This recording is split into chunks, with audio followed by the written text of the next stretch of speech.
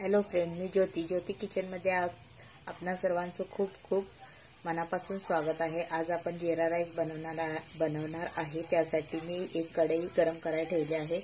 त्यात आता आपल्याला साधारण 4 ते 5 चमचे तेल घालून घ्यायचं आहे। तेल आता आपलं गरम झालं आहे। त्यात आता आपण लसूण आणि आलं हे व्यवस्थित असं मिक्स करून घेणार आहे तेलात। आता ह्यात आता आपल्याला हे खडे मसाले घालून घ्यायचे आहे। खडे मसाले भाजून झाले की मग आपल्याला ह्यात हे जिरा घालून घ्यायचं आहे। जिरा मसाल्यासाठी मी 1 चमचा जिरे घेतला आहे। ते चांगलं व्यवस्थित परतले की ह्यात आपल्याला गरम मसाला घालून द्यायचा आहे।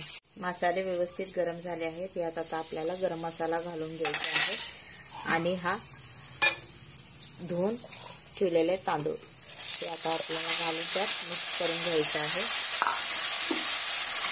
आणि चवीनुसार मीठ घालायचं आणि ह्यात आपल्याला पाणी हे गरमच वापरायचं आहे, जेणेकरून आपला भात एकदम फळफळीत बनेल। आता ह्यात आपण चवीनुसार मीठ घालू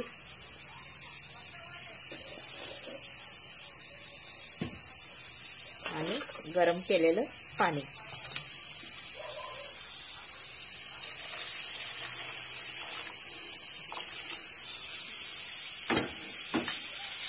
आता ह्यात मी गरम पाणी घालून घेतलं आहे आणि सोबत ते हलवून घेतलं आहे व्यवस्थित। आता ह्याला एक 10 ते 15 मिनिटांसाठी व्यवस्थित शिजवून देऊ। हा एवढ्या पाण्यातच आपला भात व्यवस्थित शिजून तयार होतो। हा अशा प्रकारे आपला भात बनवून तयार झाला आहे। पूर्णपणे जिऱ्याचा भात दिसत आहे। जीरा राईस अशा प्रकारे बनवला जातो। तुम्हाला ही रेसिपी आवडली असेल तर माझ्या चॅनलला नक्कीच लाईक, शेअर आणि सबस्क्राईब करायला विसरू नका। हे पहा, अशा प्रकारे आपला हा प्लेटमध्ये जीरा राईस दिसत आहे। यावर सजवण्यासाठी आता तुम्ही कोथिंबीर किंवा कढीपत्त्याचे एखादे पान देखील ठेवू शकता।